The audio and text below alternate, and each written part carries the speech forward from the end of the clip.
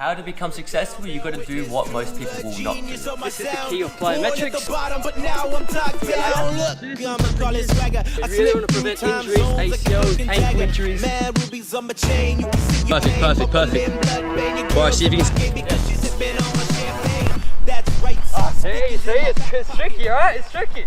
All right, well, may as well get started because I barely know you myself. Like, what's your background? You know, where you come from? What do you do?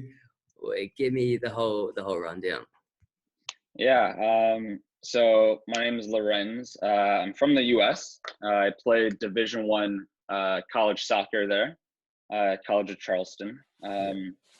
And once I graduated, I just took my chance to come to Europe the second I could. One, just to play soccer for myself, but also just to kind of travel more and see more of the world. And so once my mom told me that I actually had an EU passport at my disposal, I took that opportunity to come straight to Europe. And Sweden was kind of just the first country I came to. And so, when I first moved to Sweden, it was kind of, the first couple of months were quite lonely actually, because, you're starting fresh in this world. You don't have a lot of connections, friendships, you don't understand the culture, so many different things. So I thought to myself, what can I do to sort of pass the time while I'm also training? And that's kind of where global youth soccer training actually became a thing for me. And with that, that's kind of where I help private soccer coaches around the world find players in their local areas and promote them through social media. But yeah, so I'd say that's kind of just my, my story of how I'm in Sweden, what I do, and how I got here. Yeah, well, firstly, I can relate to the fact that when you get over there, you got nothing to do. Like I was 16 when I first went to Italy, from Australia to Italy. And I was this naive little kid with so much hopes and so many dreams. And you got such an idea of what that professional life would be. Because I jumped into a professional academy in Italy. And way too much time on my hands. And then eventually my same story where I thought, okay, I've got to do something. Because a side tangent is I went there 16 years old. I was meant to go to school, but the club didn't put me into a school. So I just had nothing on my side. So I got to do something. Okay. So that's when Soccer Life Master is born. So it's quite a similar story. I think a lot of players go through that phase where they go, damn, I'm doing nothing at the moment. What can I do? Yeah, but no, very cool. So you're in Sweden, still playing football. Sure. Awesome. What level are you So I came here August 2018, right when I graduated. Yep. And I started off Division 5. Yep. So after about a year and a half, I've bumped up to Division 3 right now. So this is actually the second year with this team. That's massive. Yeah, so it's good. I'm excited. It's a good environment I'm in, good team.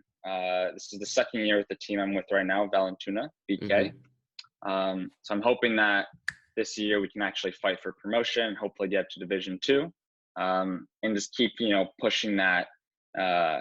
pushing for promotion. I mean, that's kind of the whole reason why I also came over to Europe, is because you actually have the chance to promote. Yeah. And that's something, you don't have in the US right now. And for me, that's where the passion actually comes from, when you have something that's actually on the line to fight for. Mm-hmm.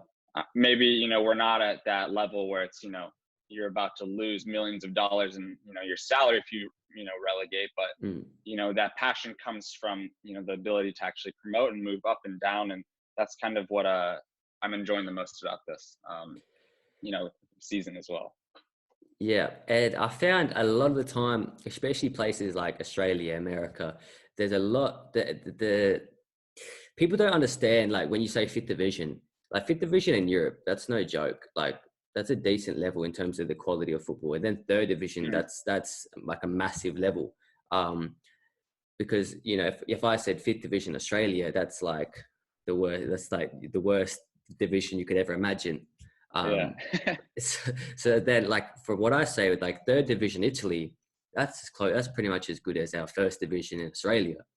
So there's a massive difference, and people sometimes want to go, okay, I'm going to go overseas. I'm going to go to Europe and play first division, and people, and I go, okay, how long have you been playing football for?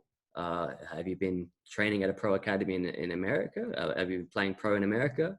If not, then you're probably not going to go pro in Europe. There's people think, okay, if I go to Europe, I'm going to be successful. But then what I found, at least, that once you make that step, you realize, oh, this is step 0. Realize, okay, everybody around here has been playing at such a high level since they're 4 years old. And then you go, okay, now I got to play the catch-up game. It's interesting you actually bring that up, because part of Global Youth Soccer training, I started a little extension of his Global Youth Soccer football agency. And this is kind of where we're slowly building this up, where we help players from, predominantly the US, but also other parts of the world, come over to Europe or anywhere and actually get an opportunity to play in front of professional scouts and coaches. And you won't imagine how many emails and videos I get of players who tell me they can play, the top level in Sweden, top level in Italy.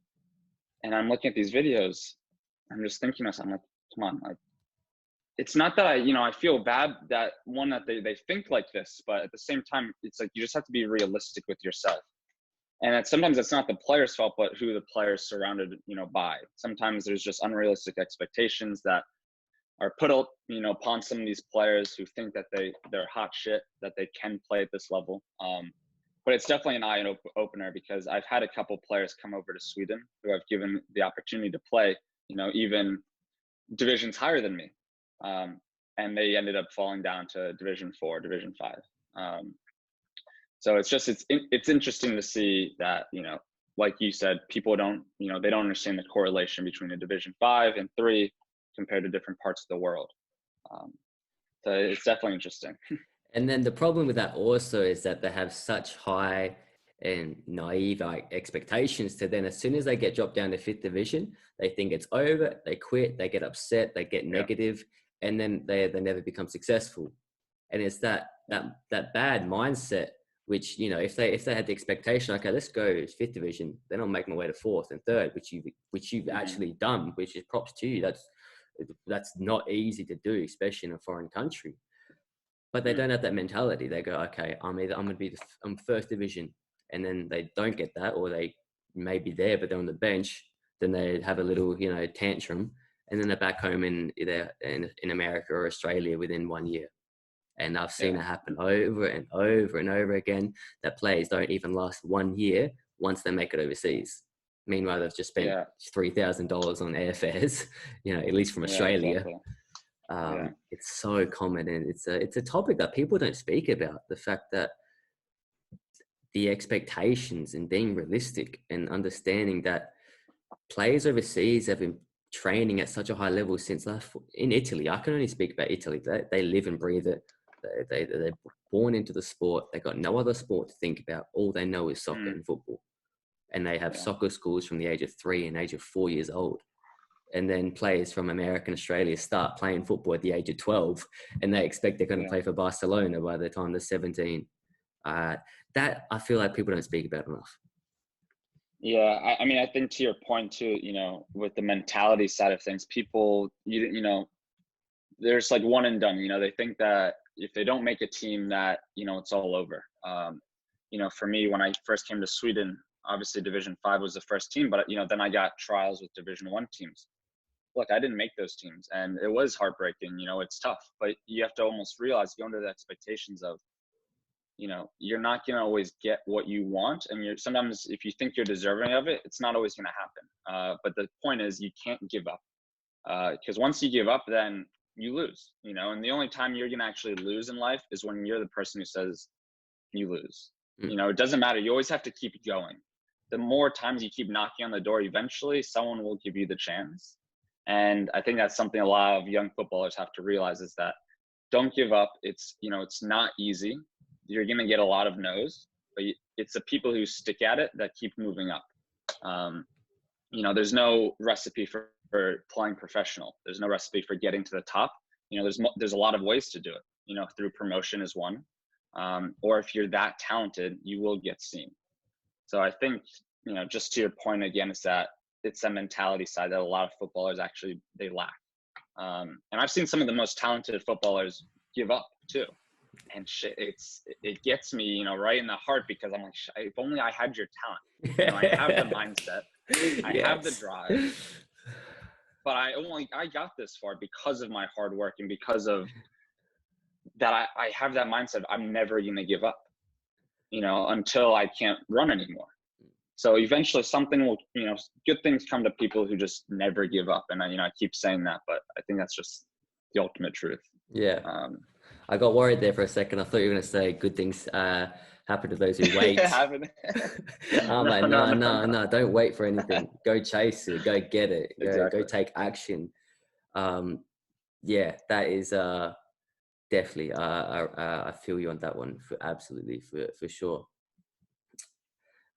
Speaking on that, you mentioned a little about you had a trial for Division 1 or whatever. What's been like your biggest opportunity, and then it's gone wrong, gone bad, you quote unquote failed? What did you do the day after you knew you failed? Or how did you get back from that moment where you feel so defeated to then continuing, and now you're playing third division? What did you do? I mean, for me, you know, you kind of go into, if you're not used to the level of play, you're kind of at a disadvantage, because look, sometimes the most talented players, you know, it's tough when you're just not used to speed, like the level and the play of speed. So, you know, right after, I kind of knew on the third day of some of these trials, like, shit, you know, this wasn't my best session. This wasn't my best moment. But the next thing I did was just, you know, finish the cool down with the team, talk to the coach, get the news. And then it's just kind of take a week off, just like gather it myself. You know, that's kind of what I did. I just like let myself relax, like realize that, you know, okay, maybe football's not everything in this world, but just try to get back to a solid mental state, and then start going back at it again. For me, you know, it's just about continuously networking and trying to meet the right people. You know, just because 2 teams said no, there's hundreds of teams in this world. So like I said, just don't give up. And so that was my thought process of keep training, keep doing the little things right, eating right, doing your yoga sessions, cooling down, hitting the gym when everyone else is sleeping. And, you know, it'll come, it'll happen eventually. You know, even if I have to start at Division 3, you know, I'm going to keep grinding and climbing, scratching my way to the top. So I would just say, you know, if it's totally understandable if you need that week or two just to gather yourself, because it's not easy when people say no to you and tell you, you know, you don't have the experience to play at this level. Like, but you can't let other people's words, you know, put you down. You know, you're going to have haters out there. You're going to have people who tell you you're not good enough, but it's only if you believe that, do they actually win? So for me, it's just, take a week off and then go back at it. And try to surround yourself with the right people. You know, if you have a good support system around you, I think that was the biggest thing for me, is having people tell me, look, you have what it takes, just don't give up. That's what I would say. Yeah, I would, I get that. I like what you said. There's this part where, yes, don't listen to the haters, but also if you go to a trial, and I'm not saying you did this, but for people who are listening, if you go to a trial and the coach says, hey, look, you're not good enough, please ask the question, why? What could I do better? What do I need to improve on? How can I improve? Use that moment, because you're probably never going to see that coach again, or at least until you continue with your career. Use that time. Get all the information out of it, because that's such a valuable moment where that coach has seen you. He's been trying to evaluate you as a player. He's already got his mind up about what you're good at, what you're bad at, how you can improve, or what you need to improve rather. So take that information, and then by the time you get your next trial, you're using that information to train and improve. And then hopefully by next trial, you know, you improve and fix those errors. And then then the next trial, you might get another no, but then you ask the same question, and then you're always improving. So that's what I'd say to the listeners for sure. Yeah, I definitely actually agree with that. It's something I didn't do. Because sometimes I'm very much like self-aware of myself as a player. So sometimes if you can find those things, like you are 100% right. But if you also know, okay, I didn't do this right, I saw these players doing this to me, then you can almost make those evaluations on your own. But I think that's a good point. And, if the time comes again for this opportunity and it's another no, then that's something I think I'll actually try out to see from a professional standpoint. What is it I'm actually lacking? So I like that. That was good. Because I totally agree with you. Half the time I know, okay, dude, I did this bad, this bad, this bad. But a lot of players they have a lot of blind spots. I've noticed. I train players every day, and I see players have blind spots about what they're good at and what they're bad at. And some players are just completely naive and they're just playing football and just hoping for the best, that they play a good game. And without being self-aware, which is what you said, that key word is self-awareness, that is so crucial, especially when you're going down this path of trying to become pro, when you're going overseas and you're by yourself, because no one's got your back but you. So yeah, self-awareness for the listeners, be self-aware, always analyze, okay, what can I do after every training session, after every game? Ask yourself, okay, what could I have done better? Or what was I actually good? Like, what's good about me? Some players, I find, maybe not at our age, but in the youth, they're not even playing in the right position. They haven't even analyzed, their height, their speed, their natural tendencies to be, attacking or defensive. And I'm like, be self-aware. Ask yourself these questions. But yeah, that's a side tangent, but it's definitely important. So this is what I'm more intrigued about, because I've been there. I want to know a little bit about how you went from 5th division to 3rd division, because that's something that is firstly realistic for players to do, to get to a 5th division team in Europe. But then the question is obviously, where do you go from there and how do you go from there? And someone who's firsthand done it, look, you're a pot of gold right now. Yeah. For me, it was, I got lucky because I met the right person. It was interesting because of this company that I started, Global Youth Soccer Training. I made a lot of connections in Europe, from other private soccer coaches to players reaching out to me. And that, I use this to my own personal advantage as well, as to kind of build upon these, not just professional relationships, but also, okay, how can I maybe get something out of this as well in my own football career? So I just met the right person who actually played on the Division 3 team. And he just told me to come out for a couple sessions. The coach had never seen me play. And then after 2 sessions, they're like, yep, we want him. So I knew that, one, this was, a good opportunity, because, you want to play for a coach that wants you. And you also want to play. That's the only way you're going to get better, is by actually being on the pitch. So I knew I was in a good starting position to start building from here. So I thought this was my foundation, a team that I can start with, build with, and try to keep improving. So I would just say, like, that for me is just, I would say maybe it's not necessarily doing all these trials, because it just took 1 trial with this Division 3 team. But it was definitely a little bit of luck, and just about the networking. If you find those good relationships with players on other teams that you're trying to get on, talk to them, see if maybe they can help you out. Maybe they can put in a word for the coach. Because the worst that these players will say is no to you. And the best they'll say is, like, sure, come out for a training session. If you got what it takes, then, come back again. So that was really what helped me get to Division 3, just to be straightforward. But connection I built. Yeah, that's the thing though. That's not, obviously some would say that's luck, but what we all say, networking is an actual tool. Like, it's a legitimate thing. That's not only soccer, it's life. Everything's networking. The age-old saying, it's who you know. And so I see players complain about that, but there you go. You're a person who's in a foreign country making networks. So if there's a player in his own local city, there's no excuse for him to say he can't network. You speak the language. You have parents and friends and family all within that same city or country. You can network. And so that's firsthand proof that, look, there's no luck to it. You did the hard work. You hustled. You made friends. You spoke to people. you did the textbook thing that everybody says you're meant to do.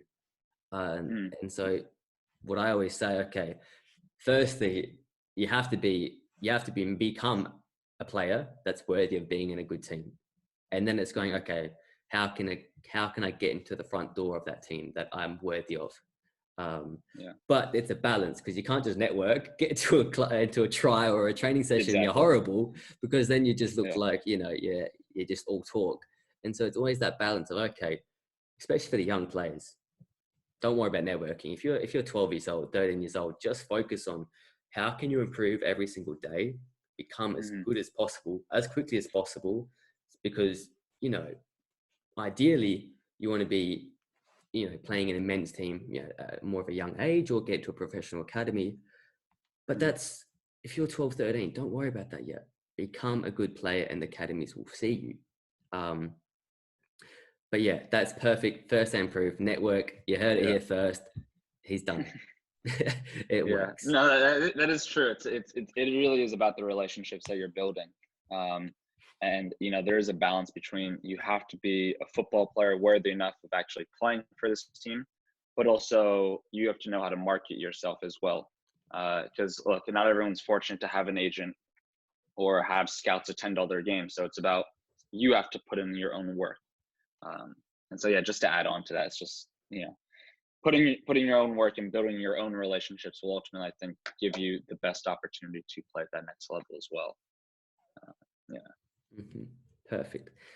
So I've got a couple questions that I get asked a billion times. I just over and over again. So there'll be a couple cliche ones, but then this first one is kind of a good one. It's first let me ask, have you ever wanted to quit football? Have you ever had that moment where, even if it's just a split second, like a split second where you go, I'm sick of this, I'm done. Have you ever had that moment? I have. I can't say that I haven't. I have had that moment where I go, I can't do this.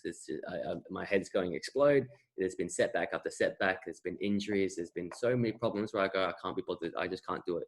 Even if it's a split second or a minute or a day or a week. Have you ever had that? Yeah, I would say it's not. I'd say maybe once. Okay. Once in my life, actually, I've thought about it. But, I then realized that, the cause of it, the reason I was thinking that wasn't a good enough reason to actually quit. So for me, it was just, it took me, a day to realize, like, no, that's not what I want. Football is life. I've been doing this my whole career, my whole life. And, I'm not going to give up till I can't run anymore. But it's interesting, I don't think I'm thinking back to that moment where I did think about that. But it didn't last long. I realized that, no matter what happens, no matter how bad things get, I got to keep going, because that's, I love football that much. And, when you put 20 years of time into that, it's, look, you have one life. You don't want to look back at any point and realize you quit. That's not something I want to do. I really like what you just said. That I think I forgot. I'm going to misquote you, but you said the reason I had wasn't good enough to quit, or something like that. And that was a real golden nugget for people to take away. When you feel like quitting, you go, well, what's actually making me want to quit? And analyze that. Be like, okay, that little minuscule reason for me wanting to quit, is that worth more than the 14 years, the 16 years of effort and sacrifice and everything you've done for this sport? Is that little thing worth all of this? And that might reframe your brain. I'm just writing that down now, because that's actually, okay, that's a really good nugget. Just one little question, or one little phrase that kind of put things into perspective. Because that's something, when you get into those negative mindset, your perspective changes and all you think is the worst.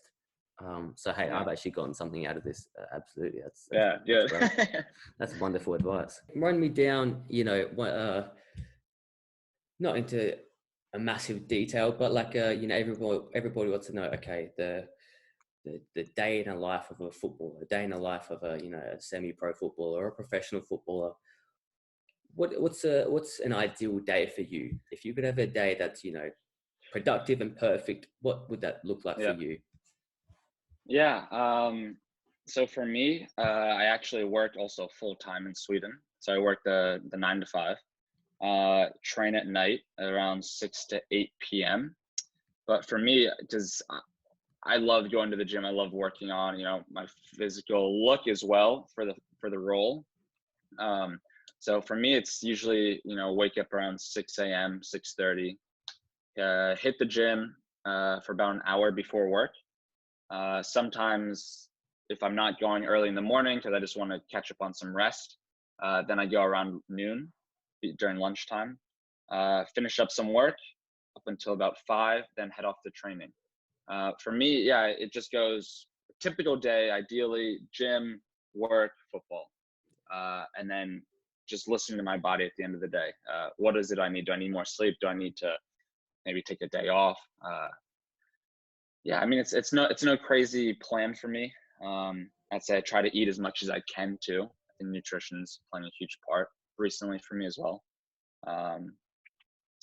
But yeah, it's just kind of being dynamic with my schedule too. Some days I'm going early in the morning, some days are late in the evening, depending on what my training is.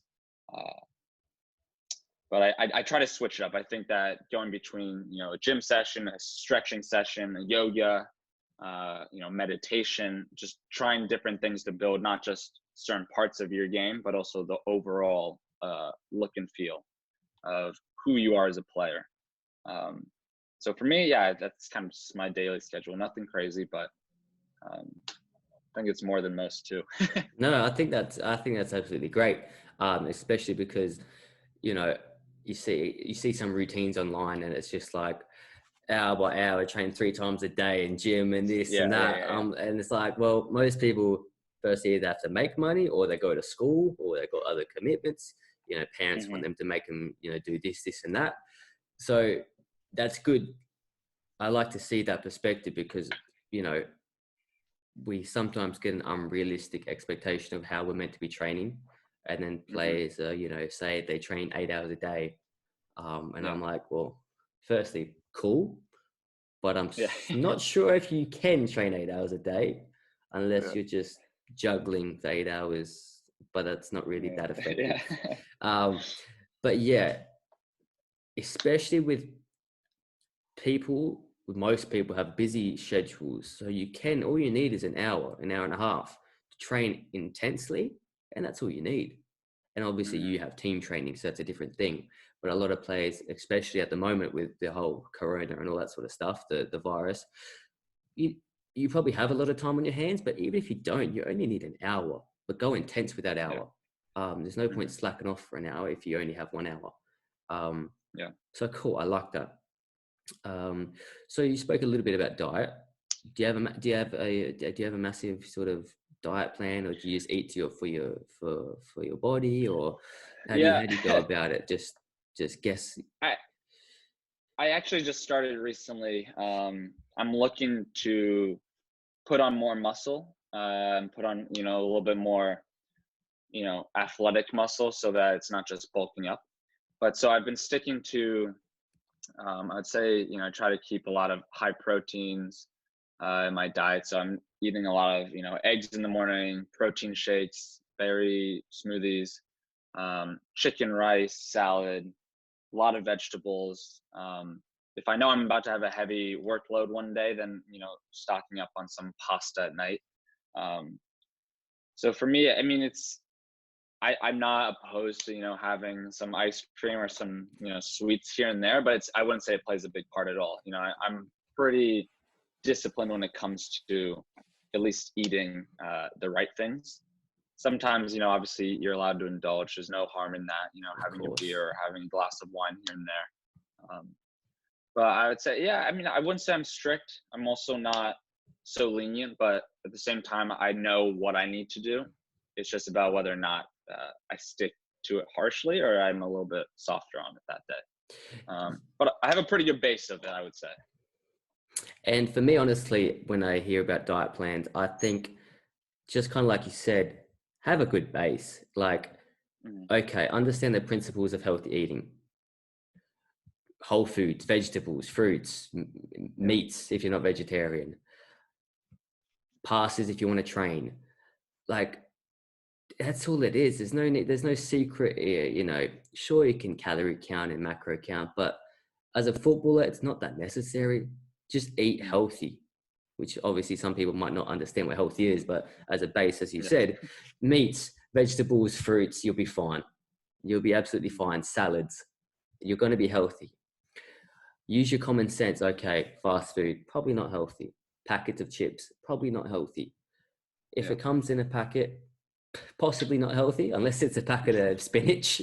But you know, but just use a bit of common sense. You don't need to be a nutritionist to understand how to fuel your body.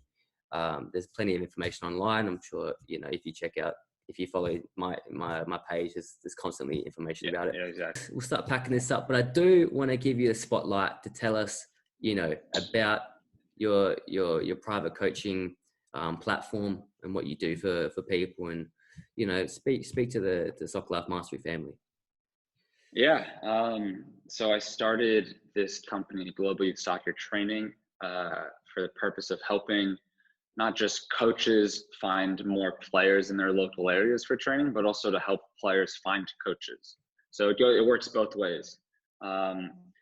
You know, for me as a player growing up, I didn't have access to private coaches. I didn't know how to go about finding them. So I really wanted to help, you know, the next generation in some way, just by giving back and helping them have an easier path to finding coaches locally, but also globally for when they travel. For me, you know, Global Youth Soccer Training initially started out as, you know, player coach, you know, connection, and I was the middleman, but I'm slowly growing into helping players, you know, work on their game with fitness packages, nutritional packages, trying to lead them towards more informational stuff to help them grow as players, but also helping coaches be better at their own jobs by offering like sort of coaching manuals, practice sessions, stuff that you can find online, but stuff that I'm creating as well for them. Because I know, you know, I get asked every day, my Global Youth Soccer Training DMs from players and coaches differently, but asking about, you know, what do you recommend to eat? What do you recommend to work on shooting drills? You know, little things like this. And I'm realizing, you know, I'm putting videos out there of coaches doing stuff, but maybe people want more tangible goods to almost take with them to the field, or to, you know, put on YouTube so they can check this out. So, you know, Global Youth Soccer Training just really came from my passion with football, and, you know, just trying to help the whole football community out and grow, and, you know, find, you know, coaches in your area, find players in your area, and just bring everyone together. You know, it makes me feel so good when I actually make those connections from players to coaches, and I see the training videos, and when I'm able to put those up on my page, I feel like I've done something that's benefiting both parties.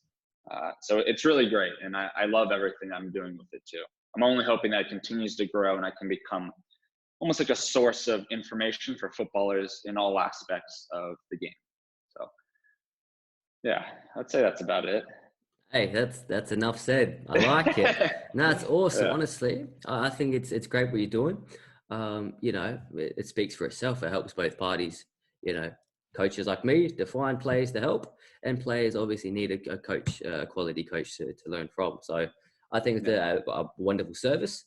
I'm interested to learn more about it. I'll speak to you after this podcast to learn a little bit more about how maybe I can get involved, because obviously I'm a private soccer coach myself, so this could be something that I could definitely be up and a part of.